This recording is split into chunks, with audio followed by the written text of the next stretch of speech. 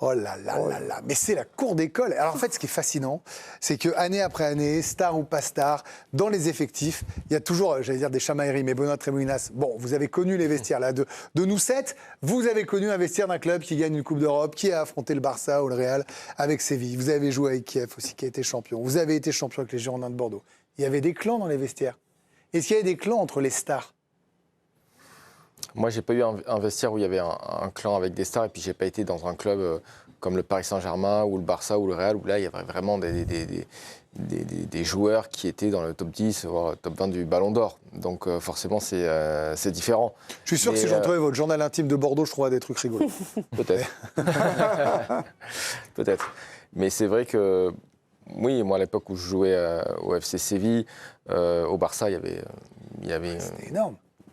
Il y avait énormément de stars. Au Real, pareil, il y avait des Gareth Bale, il y avait Karim Benzema, il y avait Cristiano Ronaldo. Mais alors pourquoi là, on sent que ça passe pas ? Parce que y a un joueur qui est arrivé en grande pompe. On lui a donné les clés. Avec une présentation devant un stade plein. Donc forcément, déjà, il pensait que ça allait tourner différemment. Il pensait qu'il allait peut-être gagner un ballon d'or, gagner des titres, chose qui n'a pas été faite. Donc forcément, après, tout le monde devient un petit peu irritable aussi dans le vestiaire, parce que pourquoi lui donner les clés et pourquoi pas moi, quand je parle de Vinicius, parce qu'il était lui aussi prêt à gagner le ballon d'or à un moment de sa carrière. C'est pas la même star. Oui, je sais. Il est fantastique footballeur, mais c'est pas la même star. Il y a des égos à gérer, et puis lui, Vinicius, il voit que en fait, le joueur à qui on a donné les clés n'est pas forcément meilleur que lui. C'est ce que je pense que lui se dit. Il joue dans le même coin que lui, surtout. Voilà, lui se dit ça. En fait, c'est mal construit cette histoire. En fait, c'est juste né d'une mauvaise architecture d'équipe. C'est ce que veut nous dire Benoît, c'est qu'il joue dans le même coin. En fait, dès le début, c'est un vrai débat. Mbappé, où il était bon, rappelez-vous, 2018, il était côté droit pour la Coupe du Monde. Ah bah oui, mais il est attaquant maintenant. Non, mais très bien. Et après, il était côté gauche. Quand il est arrivé au Real Madrid, on dit OK, où va-t-il jouer ? Il veut jouer faire de la politique. Il veut jouer numéro. Généralement, c'est l'inverse. Il veut jouer numéro 9. On a Vinicius qui est quand même à gauche, mais on voit souvent Mbappé venir sur le côté de Vinicius. Dans les chiffres, ça ne marche pas très bien entre Vinicius et Mbappé. On a trouvé des chiffres qui ne vont pas être à l'avantage du Français. Quand il ne joue pas, Vinicius est épanoui. Regardez les statistiques. Depuis le 14 février, Mbappé a manqué 8 matchs. Vous savez, la blessure qu'il traîne. Vinicius, sur ses rencontres, en 8 matchs, c'est 10 buts, une passe décisive et 2 défaites du Real seulement. Le pourcentage de victoire aussi du Real, il est supérieur quand il n'y en a qu'un des deux qui joue. Par rapport à quand ils jouent tous les deux. Regardez, 64% de victoires quand Mbappé et Vinicius sont sur le terrain. C'est légèrement mieux quand il y a un seul des deux qui joue. C'est 73%. Ça ne va pas dans le sens d'un duo qui fonctionne. Vous avez le Real Madrid dans les veines, Séverine. Est-ce qu'il y en a un des deux qui doit partir ? Est-ce qu'il y en a un des deux qui doit partir ? Non, mais moi, en fait, plus que la journaliste, ce qui m'intéresse, c'est la supportrice. Est-ce qu'il y a un des deux qui doit s'en aller ? Est-ce qu'aujourd'hui, il faut que ou Vinicius ou Mbappé, et sûrement plus Vinicius, doit s'en aller pour que ça marche ? Ou est-ce que Mourinho peut créer l'alchimie ? Alors, force est de constater que ça ne fonctionne pas tous les deux. Humainement, j'ai l'impression non plus. Sur le terrain, n'en parlons pas. En fait, pourquoi ça va mieux quand un des deux n'est pas là ? C'est parce que tout simplement, ils sont beaucoup plus libres, en fait, tout simplement, quand l'autre n'est pas là. Une fois que les deux sont là... Libre, c'est être la star. Oui, exactement. Et encore... Vini, il joue beaucoup plus avec les autres. Kylian Mbappé et Vinicius. Kylian Mbappé, il va plus attendre qu'on joue pour lui. Il y a quand même vraiment... c'est très différent quand les deux jouent. Vous n'avez pas répondu, Séverine. Là, vous êtes en train de me refaire un débat tactico-tactique. Je vous demande, vous, supportrice du Real, est-ce qu'il faut qu'un des deux s'en aille ? Et si oui, lequel ? Pour moi, oui. C'est dur, Greg, c'est méchant de faire ça. Non, mais si vous n'avez le droit de pas vouloir, alors, honnêtement, je vais être super franche. Honnêtement. Bruno, il va nous dire Mbappé dans 2 secondes, donc dites-le avant lui. J'adore le joueur Kylian Mbappé. Vraiment, je l'adore. Je trouve qu'il est sensationnel, je trouve qu'il est hors norme. Mais je suis désolée, la personne qui est arrivée, déjà il est arrivé 2 ans trop tard. Pour moi, ça reste encore le club et l'équipe de Vinicius. Et en plus de ça, tout ce qui se passe en dehors du football et du terrain ne me convient pas, me déplaît totalement. J'ai l'impression qu'il se victimise petit peu. Il se victimise un petit peu. Et on l'a déjà vu au PSG, c'était la même chose sur la fin. Là, c'est la même chose. Le seul dénominateur commun, en fait, c'est Kylian Mbappé. Donc voilà. Mais après, il est tellement extraordinaire. Non, mais ce que je veux pas que ça se transforme. Non, mais vous avez bien fait de le dire. Non, mais voilà, c'est pas le procès d'Mbappé ou la chasse à l'homme. Parce que je sais ce que le clan Mbappé pourrait imaginer. C'est pas ça l'idée. L'idée, c'est de se dire que dans une équipe qui a été extrêmement performante, qui est sûrement le plus grand club du monde, aujourd'hui, il y a une incompatibilité entre deux. Et moi, ma question, Bruno, après avoir entendu Séverine et Benoît, c'est est-ce que pour vous, dans un troisième temps, s'ils doivent rester tous les deux, comme ça semble être la volonté de Florentino Pérez, est-ce que Mourinho peut les faire bosser ensemble ? Ça sera sans doute le futur coach. Je pense que Carlo Ancelotti, Xabi Alonso ont donné la réponse, ils n'ont pas pu le faire. C'est injouable. C'est injouable. Donc en fait, celui qui doit partir... Dans le psyché de Florentino Pérez, c'est Vinicius en fait. Parce qu'en gros, maintenant, vu le bazar qui est parti là, vu tout ce qui est en train d'être fait, les agents, tout le monde, l'entourage qui balance, ça soit du Vinicius, du Mbappé, ils sont en train d'alimenter, faut couper une branche. Faut tout foutre au feu et dire allez, qui veut voilà, Vinicius. Non mais c'est une bien belle image. Non mais Vinicius de dire bah écoute, désolé, il y en a un qui est arrivé, on lui a donné les clés, et ben on va devoir lui laisser. Par contre, on va lui mettre un tape dur, un coach qui va le faire travailler, on va lui reconstruire l'équipe autour. Et tu ne fais pas partie de tout ça. Il ne fera pas, Bruno. Ah ben oui, alors je te l'annonce, j'ai vécu, j'ai suivi le PSG, j'ai vécu la même chose. Ils n'ont pas voulu couper les branches. Neymar, Messi, Mbappé et je suis d'accord avec toi, c'est que je pense effectivement que ça va être Vini, malheureusement, qui sera un petit peu sacrifié. Oui. Toi, c'est horrible. Alors, oui, mais enfin, il a fait la tronche à un moment. Je veux dire, là, quand vous dites sacrifié, on dirait qu'il a été gentil toute la saison. Bah, je trouve pas. Moi, je trouve que c'est pas quelqu'un qui se fait toujours très bien comporter, qui a été performant. C'est une légende du Réal.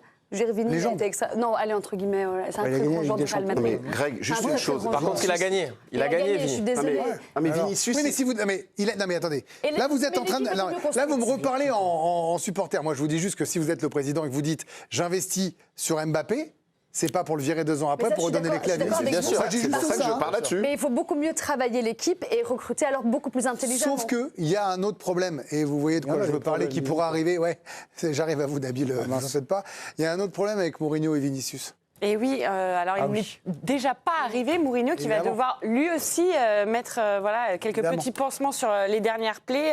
Il y a des mauvais souvenirs qui laissent des traces. En février dernier, on se souvient de Real Madrid-Benfica. Vinicius avait dénoncé avoir reçu des propos racistes de la part de Prestiani, le joueur de José Mourinho au Benfica, des accusations de racisme que l'Argentin avait toujours niées. Et dès la fin du match, son entraîneur de Benfica, et oui, bien sûr, on parle de José Mourinho, l'avait immédiatement soutenu.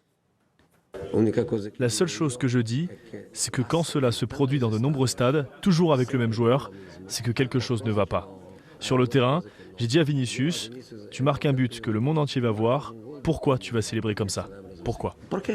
Alors, depuis, Prestiani a été condamné par l'UEFA à une suspension de 6 matchs pour un comportement discriminatoire à caractère homophobe et non raciste. Et en parallèle, Mourinho avait pris une tempête médiatique justement autour de ses déclarations. Il avait tenté de désamorcer évidemment l'incident et ses propos. Mais on joue aussi du côté de Kylian Mbappé et Vinicius sur cette fameuse arrivée de Mourinho. La semaine dernière, c'est Kylian Mbappé qui likait tous les posts où on annonçait le retour du Special One. Et puis, selon la presse espagnole et les suiveurs du Real, Vinicius verrait d'un bon œil finalement quand même l'arrivée de José Mourinho sur le banc. Mais en réalité, on attend de voir ça en vrai et puis comment Mourinho va gérer cette guerre des clans. Alors, une fois qu'on a dit ça et rappelé cette histoire-là, moi, juste imaginer Mourinho revenir après avoir cet épisode-là, dit ces choses-là, provoqué cet épisode, défendu son joueur, qui était quand même une ordure sur le coup. Si c'est pas raciste, c'est homophobe, dans tous les cas, c'est indéfendable. Ça me choque. Mais une fois que j'ai dit ça, parenthèse refermée, et ça ne veut pas dire que je ne crois pas à la seconde chance, mais des chances, il en a eu déjà 250, et l'expérience, normalement, doit payer. Je referme la parenthèse. On va au-devant de gros problèmes ou il y a des solutions, Nabil ? Du côté du Real, je ne parle pas pour nous. Je peux me tromper, mais de toute façon, pour moi, c'est simple, il y en a un de trop. Donc, à partir de là... Le problème dans cette histoire, c'est que, tu l'as dit, Benoît, ils ont gagné sans lui. Ah oui, bien sûr. C'est le choix ensuite de Florentino Pérez, mais s'il fait ce choix-là, il faut l'assumer jusqu'au bout. Et il ne l'assume pas au bout parce qu'il pense qu'il peut ménager le chou et la chèvre. Et même si Mbappé est une star mondiale et il a été champion du monde, Vinicius, c'est aussi un marché, quoi. C'est aussi un joueur brésilien, c'est un joueur exceptionnel, c'est un joueur aimé, peut-être parfois clivant, mais aussi aimé partout. En Afrique, par exemple, je sais qu'il est très apprécié. Il y a toujours un côté un peu marketing au Real. Et les joueurs parlent à des marchés. Et Vinicius, il parle à un marché. Et ça, Florentino Pérez, il le prend en compte, quoi. Donc, pour moi, la situation, elle est compliquée. Maintenant, ils prennent Mourinho pour apporter un peu de l'autorité, remettre l'institution un peu sur le devant de la scène. Mais il va falloir trouver des solutions sur le terrain, parce qu'en fait, dans cette histoire, et pour terminer, je lâcherai la balle, c'est qu'en fait, les deux veulent être Michael Jordan et personne ne veut faire Scottie Pippen. Et ça a marché, le Real, quand il y en a qui ont accepté de faire Scottie Pippen. Comme Benzema. Voilà, ou dans d'autres configurations. Époque Ronaldo, après il a été Jordan. Voilà, donc voilà, et puis ils sont dans le même registre. En fait, le truc, c'est que Mbappé, des fois, il décroche, il va sur le côté gauche. Il y a Vinicius qui est là, mais Vinicius, il ne va pas vouloir se remettre dans l'axe et faire la planche.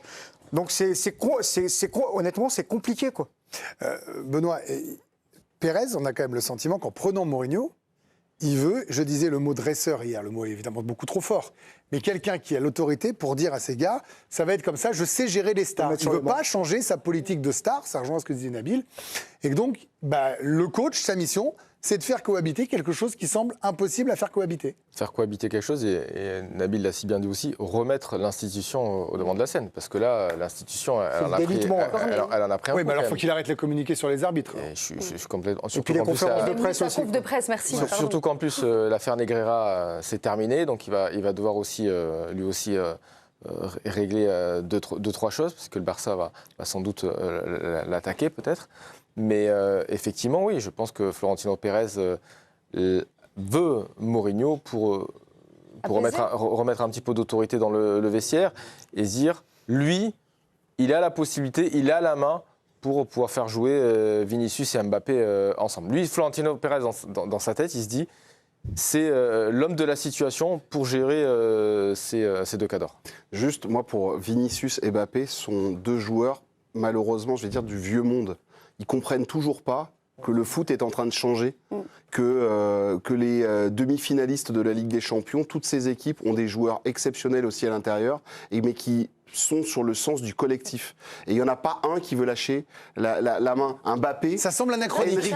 Enrique a essayé de lui marteler pendant un an, de lui dire, mais enfin, lâche le truc, joue avec cette équipe et tu verras, je t'emmènerai là où tu veux. Il ne veut pas, là il arrive dans une équipe, il ne veut pas lâcher à nouveau. C'est quand même terrible. Alors, une alerte, qu'est-ce qui se passe, Jérémy ? Une très bonne nouvelle pour le Paris Saint-Germain pour sa finale. Hakimi est de retour, il va retrouver l'entraînement, c'est une info, l'équipe. Il sera, c'est l'affirmatif, dans le groupe pour la finale. Bon, ça veut dire que si Dembélé ça ira, Hakimi ça ira pour tout le monde. Et donc, on va bientôt vous poser la question, si Hakimi est de retour, qui sera le 12e homme ? Préparez-vous, je vous le dis. Là, on a 10 jours. Donc, Fabien Ruiz, Warren Zaïre-Emery, il va y avoir Achraf Hakimi. Non, mais ça va être bataille. Ah oui. C'est super. Ça va être génial. Ça va nous faire des thèmes, c'est formidable.